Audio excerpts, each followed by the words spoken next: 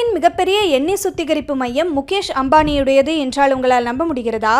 வெளிநாடுகளில் இருந்து இந்தியா இறக்குமதி செய்யும் கச்சா எண்ணெயை பெட்ரோல், டீசல் போன்ற பயன்பாட்டு எரிபொருட்களாக மாற்றும் முக்கிய இடங்களில் ஒன்றாக திகழ்கிறது குஜராத்தில் அமைந்துள்ள ரிலையன்ஸ் நிறுவனத்தின் ஜாம்நகர் சுத்திகரிப்பு நிலையம். இங்கு ஒரு நாளைக்கு சுமார் 12.4 லட்சம் பீப்பாய் கச்சா எண்ணெய் சுத்திகரிக்கப்படுவதாக மதிப்பிடப்படுகிறது.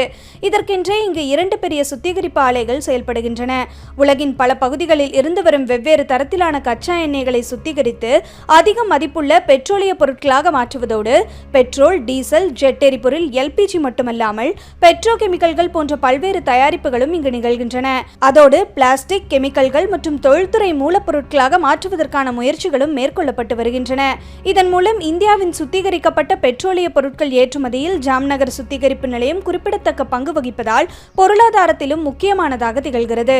2025 மட்டும் இந்த சுத்திகரிப்பு மையம் இந்திய மதிப்பில் 10 லட்சம் கோடி ரூபாய்க்கும் அதிகமாக ஈட்டியதாக தரவுகள் கூறுகின்றன. இந்நிலையில் தற்போது ரிலையன்ஸ் நிறுவனத்துடன் இணைந்து அமெரிக்காவின் டெக்சாஸ் மாகாணத்தின் பிரவுன்ஸ்வில் பகுதியில் 27 லட்சம் கோடி ரூபாய் மதிப்பீட்டில் புதிய எண்ணெய் சுத்திகரிப்பு நிலையம் அமைக்க உள்ளதாக அதிபர் ட்ரம்ப் அறிவித்திருக்கிறார்.